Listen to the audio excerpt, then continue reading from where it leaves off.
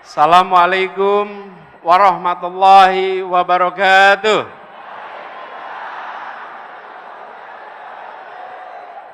Selamat siang, salam sejahtera untuk semuanya. Selamat datang seluruh relawan dari seluruh tanah air. Boleh tepuk tangan buat semua yang hadir di sini.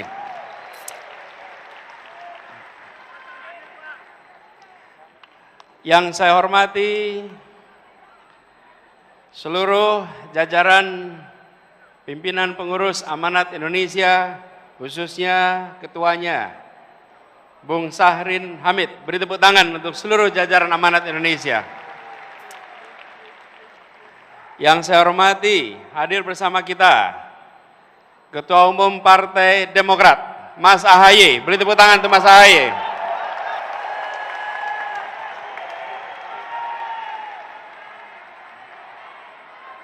Yang saya hormati, Presiden Partai PKS, Bapak Ahmad Sayhu.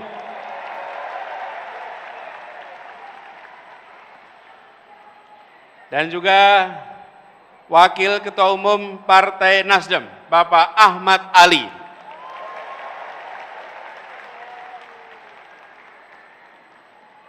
Para pimpinan partai politik yang hadir di sini, dan juga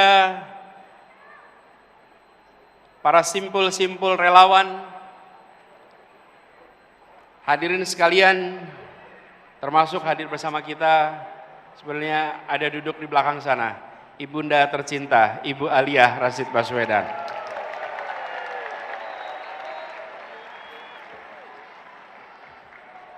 Alhamdulillah, senang sekali pada hari ini bisa berjumpa dengan teman-teman semua.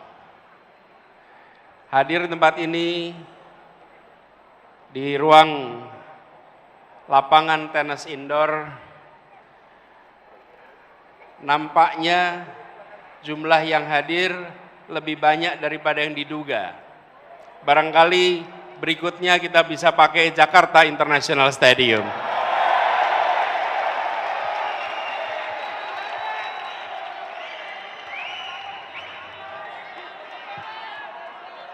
Soalnya belum dipakai ya.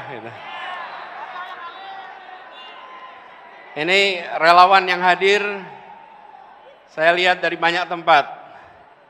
Mana yang paling jauh dari sini? Dari mana? Medan. Mana lagi? Banten. Rawabebek.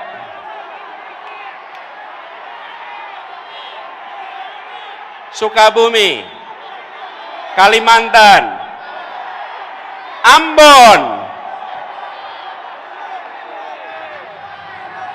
Cirebon, mana? Pekanbaru, Aceh.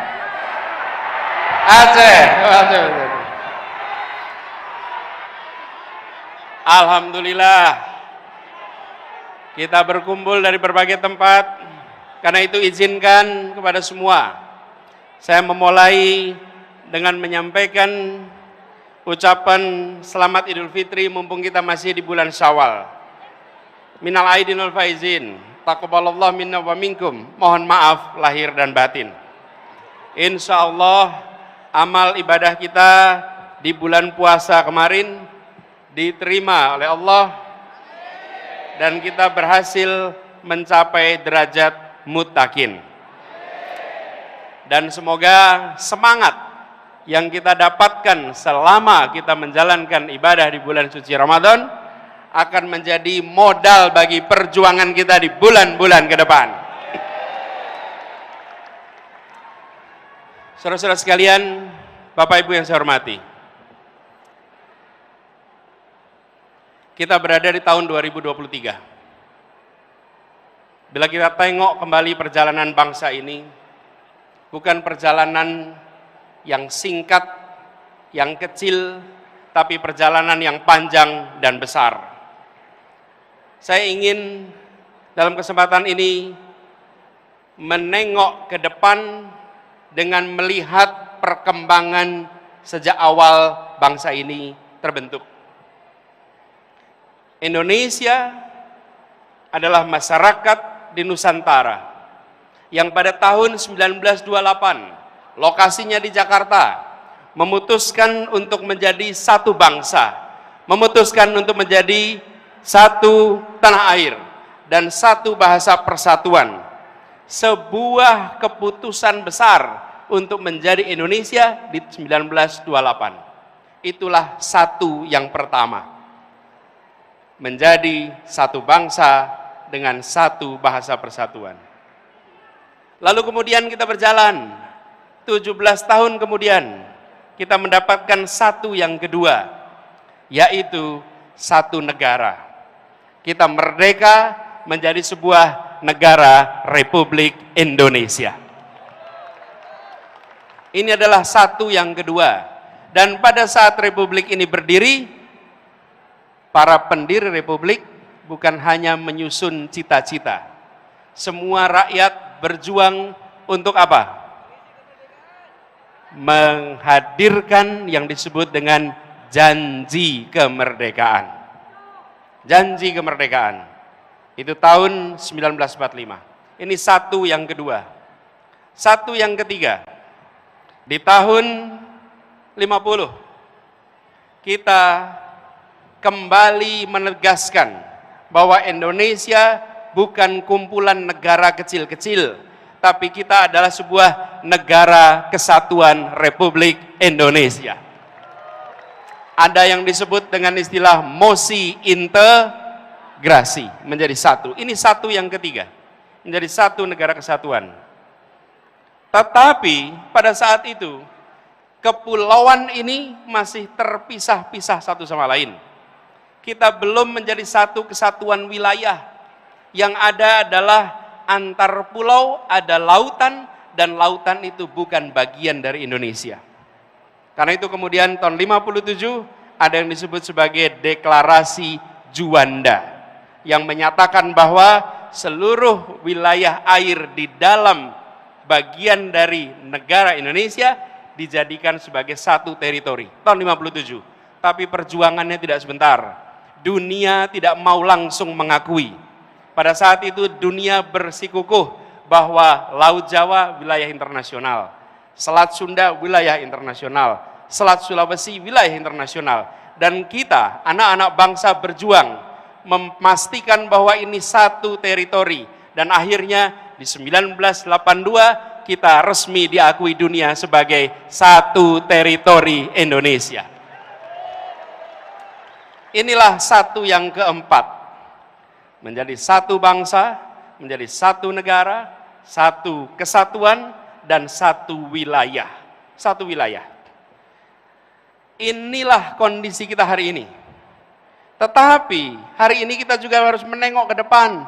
Kenyataannya hari ini, ya wilayah kita satu, ya bahasa kita satu, ya negara kita satu, tetapi kemakmurannya masih berbeda-beda.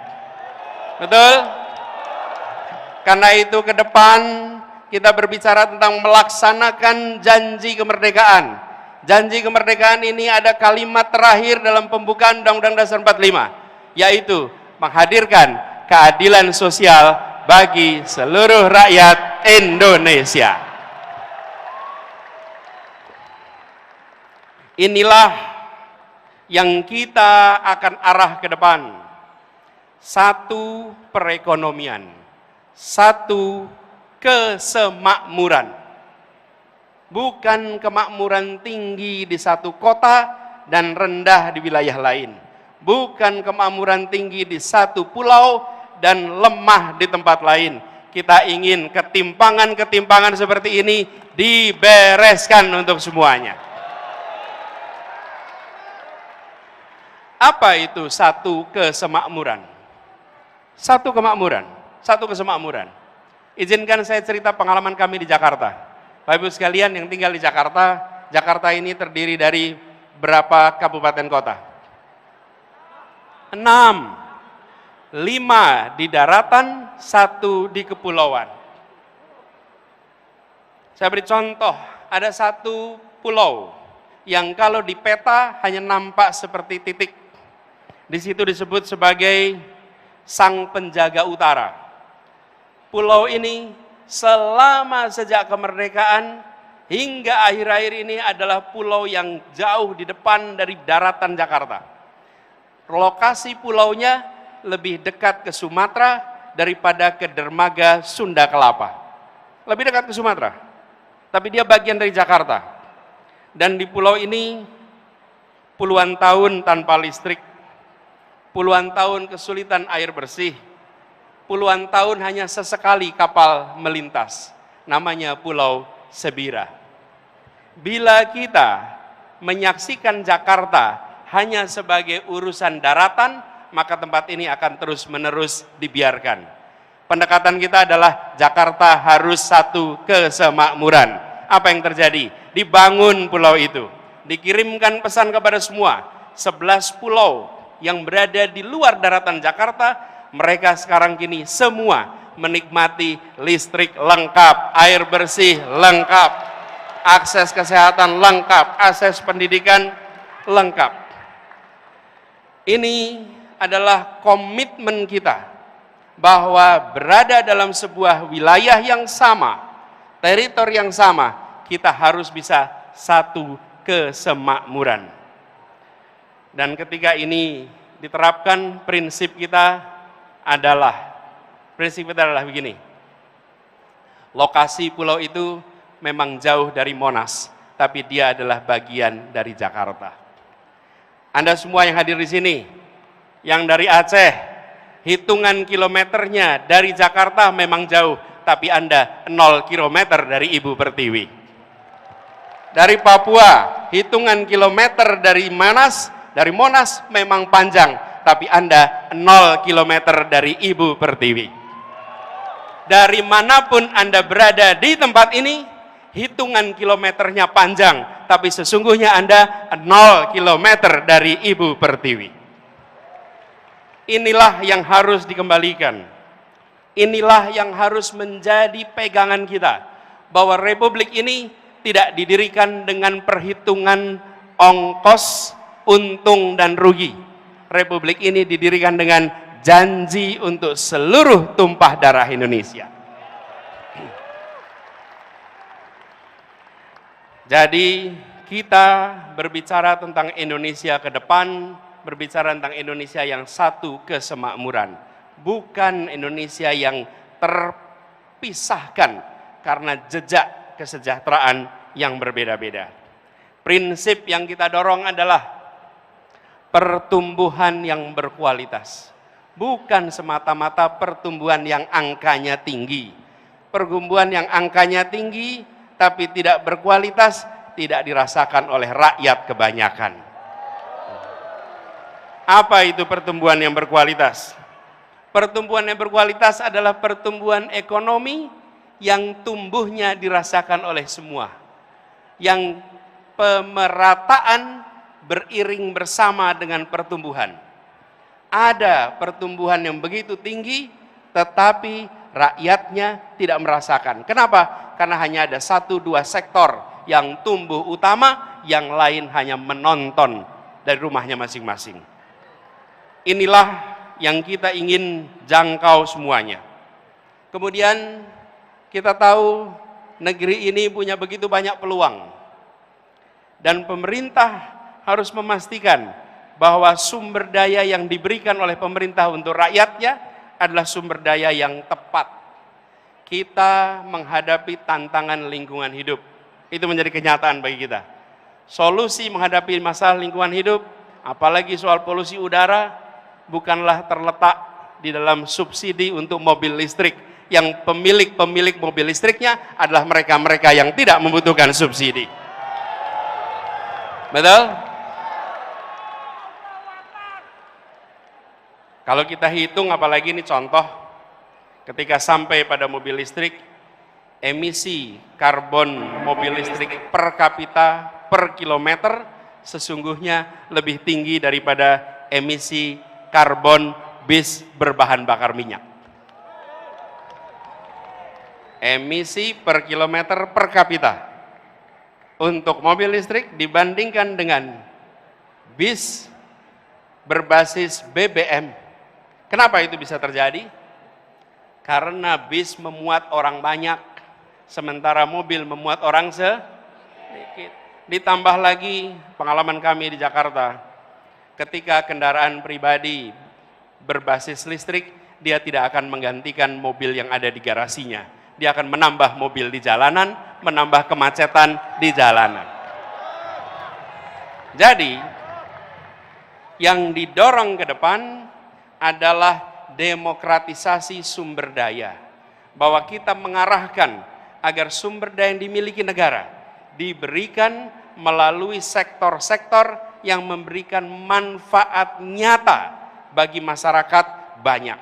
Bukan semata-mata untuk mendapatkan perhatian dalam percakapan, apalagi percakapan sosial media. Karena itulah kita ingin dorong ke depan. Insya Allah jalan-jalan tol yang sekarang sudah dibangun secara amat baik oleh pemerintahan hari ini, ke depannya nantinya dipenuhi oleh kendaraan-kendaraan umum berbasis dengan listrik ke depan. Kendaraan-kendaraan logistik berbasis listrik. Bukan pribadi, tapi kendaraan umum. Dan kita tahu, begitu bicara kendaraan logistik, kendaraan umum, pengangkut massal, maka dia bukan hanya memindahkan badan, bukan hanya memindahkan barang, dia sebetulnya adalah alat untuk membangun perasaan kesetaraan, alat membangun perasaan persatuan. Jadi ke depan ini adalah contoh bagaimana kebijakan disusun berdasarkan gagasan, bukan sekedar kebijakan tanpa narasi, tanpa gagasan. Urutannya harus jelas, bukan hanya karya, tapi karya berbasis narasi, narasi berbasis gagasan. Dan gagasannya di sini adalah tadi yang saya sampaikan.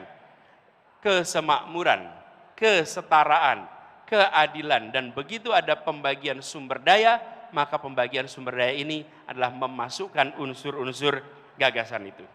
Karena itulah ketika kita melihat ke depan, kita membayangkan bahwa pembangunan ke depan adalah pembangunan yang menjangkau semua, bukan menjangkau sebagian. Tadi ada ilustrasi, saya ingin cerita sedikit. Satu ketika saya datang di sebuah pulau, namanya Pulau Selaru. Pulau Selaru ini di ujung timur tenggara Maluku Tenggara Barat. Posisinya sedikit di atas Darwin. Ini adalah ujungnya Indonesia. Saya datang ke pulau itu, lalu mereka memulai acara dengan berkumpul kira-kira 100 orang. Di tempat itu belum ada listrik. Lalu mereka menyiapkan diesel untuk sound system. Dieselnya ditaruh kira-kira 20-30 meter dari lokasi acara, supaya ramainya diesel tidak terdengar kita. Di tempat itu acara mau dimulai. Lalu yang mimpin acara bilang, saudara-saudara semua, mari kita berdiri menyanyikan Indonesia Raya. Hati saya bergetar. Di sebuah tanah yang listriknya belum masuk, mereka memulai acara dengan menyatakan kami mencintai Republik ini, walaupun Republik ini belum menunaikan janjinya di tempat ini. Mereka belum merasakan kesejahteraan fasilitas seperti kita. Yang mereka miliki masih terbatas, tapi mereka mengirim pesan pada tamu yang datang dari Jakarta. Pak Anies, bisa jadi kami belum punya listrik, bisa jadi kami belum sejahtera, tapi jangan pernah ragukan keindonesiaan dan kecintaan kami pada Indonesia. Saya menemukan kalimat-kalimat seperti itu di berbagai tempat. Saya datang ke sebuah tempat, namanya Sentolo. Sentolo ini di Jawa, di Kulon Progo. Ngobrol dengan warga. Di tempat itu ketika saya bicara, mereka cerita, Pak Anies, tempat ini sudah diukur, akan dipakai untuk pembangunan jalan tol. Rumah saya akan kena. Lalu saya tanya, bagaimana Pak rumahnya kena? Oh nggak apa-apa Pak, biarkan tanah ini dipakai untuk pembangunan, karena ini adalah untuk kepentingan negara, ini untuk kepentingan masyarakat banyak. Dia belum sejahtera, dia kondisinya masih minim, tapi dia mengatakan pada semua bahwa kecintaan kami bukan berdasarkan kekayaan material. Kami mencintai Republik ini secara tanpa syarat. Kami sekalian, kita-kita yang berkumpul di tempat ini, kita-kita yang memperjuangkan Indonesia yang lebih baik, kita harus ingat bahwa ada saudara-saudara kita yang lokasinya hitungan kilometer jauh dari Jakarta, jauh dari Monas, tapi mereka 0 kilometer dari Indonesia dan mereka harus merasakan kesejahteraan yang meningkat secara amat serius. Itulah sebabnya bicara tentang kesemakmuran harus konkret. Kami coba wujudkan kemarin di Jakarta. Dan insya Allah, bila Allah nanti takdirkan, tahun depan kita akan merasakan sebuah penentuan arah. Pemilu Pilpres 2024 bukan soal meneruskan atau tidak meneruskan sebuah program. Bukan. Pemilu 2024, pemilu 2019, pemilu 2014, dan pemilu-pemilu lainnya adalah sebuah kesempatan untuk menengok kembali arah perjalanan bangsa. Republik ini didirikan dengan cita-cita, dengan janji menghadirkan keadilan bagi semua. Kita harus ingat, merdeka bukan hanya untuk menggulung kolonialisme, merdeka adalah untuk menggelar keadilan bagi semuanya. Merdeka menggelar kesejahteraan bagi semuanya. Dalam perjalanan ini, setiap 5 tahun sekali kita berhenti. Kita berhenti menengok kembali ke titik asal. Apakah kita masih berada di dalam rute yang benar untuk meraih cita-cita itu? Seperti kalau kita melakukan pengembaraan. Pengembaraan, pecinta alam berjalan memasuki medan alam terbuka, mereka bawa kompas. Tentukan tujuannya, titik awalnya di sini. Setiap 1 jam sekali, setiap 5 kilometer sekali mereka berhenti. Mengecek apakah kita masih berada di dalam rute yang tepat. Indonesia setiap 5 tahun sekali mengecek apakah kita masih berada di dalam arah yang benar. Itulah sebabnya yang kita hendak lakukan adalah luruskan jalan, hadirkan keadilan.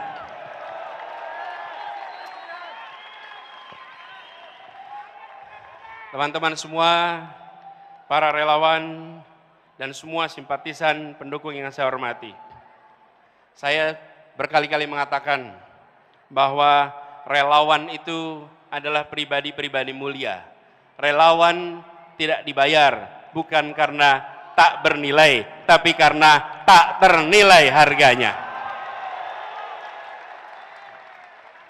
Perjuangan ke depan, kita ingin meluruskan jalan. Dan meluruskan jalan ini, kita berhadapan dengan sebuah kompetisi. Kompetisi gagasan, kompetisi rencana, kompetisi rekam jejak. Dan dalam kompetisi ini kita akan berhadapan dengan lawan yang memiliki sumber daya yang luar biasa besar. Lawan yang memiliki kekuatan yang sangat besar. Lawan yang bisa mendominasi. Tapi kita yakin niat baik bersama orang baik, tujuan baik, insya Allah Allah bukakan pintu-pintu untuk keberhasilan.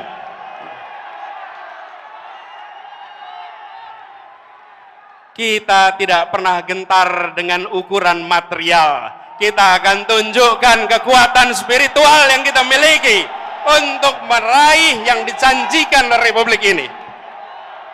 Ini bukan tentang satu orang, ini bukan tentang satu partai, ini adalah tentang nasib masa depan bangsa kita dan anak-anak dari bangsa kita. Jaga kemuliaan perjuangan ini. Jaga kehormatan perjuangan ini. Kirimkan pesan-pesan yang mempersatukan. Kirimkan pesan-pesan yang menunjukkan bahwa kami tidak jual murah idealisme itu. Kami junjung tinggi idealisme itu. Tunjukkan bahwa kita punya rekam jejak yang baik. Punya rekam gagasan yang baik. Punya rekam karya yang baik. Karena kita punya itu semua, kita tidak perlu berbohong. Kita tunjukkan kenyataan. Bila rekam jejak kita bermasalah, bila rekam gagasan kita bermasalah, bila rekam karya bermasalah, baru di situ ada kebohongan-kebohongan. Betul? Karena itu kalau kita menyaksikan ada kebohongan di produksi, sebenarnya itu adalah cerminan rasa tidak percaya diri atas yang dimilikinya. Jadi, kita tidak perlu memproduksi kebohongan. Tidak perlu memproduksi itu semua. Tunjukkan kenyataan dan biarkan kenyataan memenangkan pertarungan gagasan, memenangkan pertarungan rekam jejak, memenangkan pertarungan karya.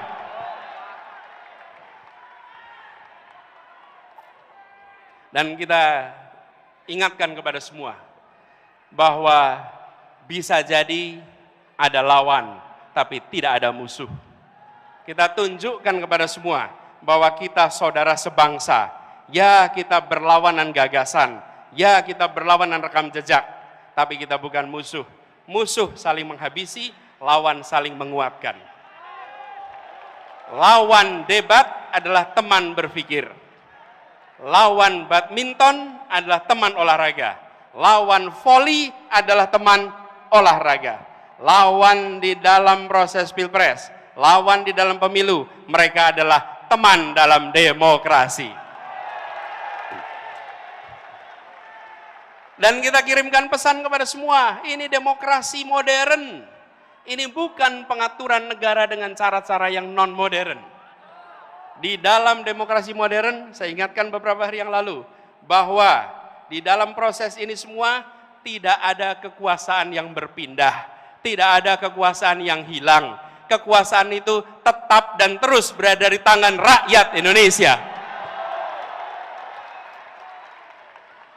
Yang berpindah itu adalah kewenangan untuk melaksanakan kekuasaan rakyat.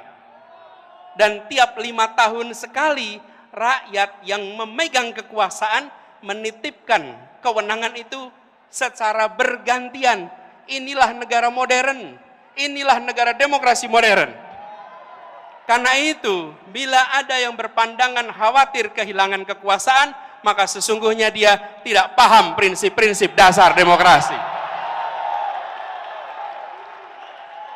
Karena kekuasaan itu tidak hilang, kekuasaan itu tidak berpindah. Kekuasaannya ada pada saudara-saudara semua rakyat Indonesia.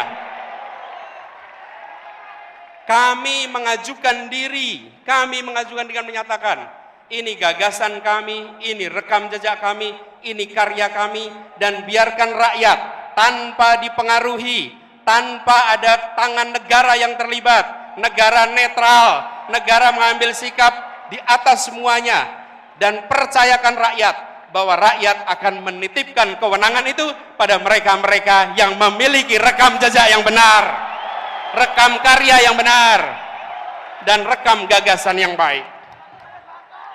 Kalau negara sampai intervensi, namanya negara sedang melecehkan rakyat Indonesia. Rakyat Indonesia sudah matang, rakyat Indonesia sudah mampu untuk menentukan kepada siapa kewenangan itu dititipkan, tidak perlu ada intervensi-intervensi. Dan kepada seluruh rakyat Indonesia, mari kita jaga kekuasaan itu ada pada rakyat, bukan pada yang lain. Jangan jual kekuasaan itu, jagalah kekuasaan itu sampai nanti di TPS dan sampai nanti penghitungan. Bahwa ini bukan sekedar statistik hitungan, ini adalah hak saya untuk menentukan masa depan perjalanan bangsa ini. Ini memberikan pesan kepada semua bahwa Indonesia adalah negara demokrasi modern yang dunia boleh menengok. Dan kita kirimkan pesan pada semua. Negeri-negeri di luar sana menengok pada kita dengan rasa kagum. Kenapa mereka kagum? Mereka melihat sebuah bangsa yang bahasanya ratusan, yang suku bangsanya ratusan, tapi memiliki kemampuan untuk berbicara dengan bahasa satu, bahasa persatuan, bahasa Indonesia. Lalu ketika mereka berdemokrasi, kita tunjukkan demokrasi dengan sikap yang matang. Menunjukkan kematangan luar biasa. Mari kita sama-sama song-song kesempatan perubahan ini. Dengan membawa gagasan, membawa rekam jejak, sekaligus membuktikan. Kita semua di sini. Pada diri kita, pada anak-anak dari anak-anak kita. Bahwa di tahun 2024, ketika Republik ini akan menentukan arah barunya, saya tidak menjadi penonton di rumah yang tak bertanggung jawab. Saya turun tangan langsung ikut menentukan arah perjuangan Republik ini. Biarkan itu menjadi catatan bagi kita semua. Anda semua, kita semua bisa bercerita kepada diri kita, kepada anak-anak dari anak-anak kita, bahwa saya bukan menjadi warga negara yang menonton. Di tahun 2024, saya menentukan arah baru untuk Republik ini. Insya Allah, niat baik ini, ikhtiar ini, yang dikerjakan bersama dengan orang-orang baik, insya Allah, Allah akan bukakan pintu-pintu menuju keberhasilannya. Insya Allah, tahun 2024, Anies Presiden! insya Allah, tahun 2024, Anies Presiden! Anies Presiden! Anies Presiden! Anies Presiden! Anies Presiden! Anies Presiden! Anies Presiden! Anies Presiden! insya Allah, di tahun 2024, Anies kemenangan Presiden! akan kita raih bersama. Terima kasih, dan kepada semuanya yang datang dari berbagai wilayah, datang ke Jakarta, datang ke tempat ini. Titip salam untuk keluarga, titip salam untuk saudara-saudara semua. Sampaikan kepada semua, saya pulang kembali dari pertemuan dan saya bekerja untuk perubahan bagi Indonesia yang lebih baik. Assalamualaikum warahmatullahi wabarakatuh.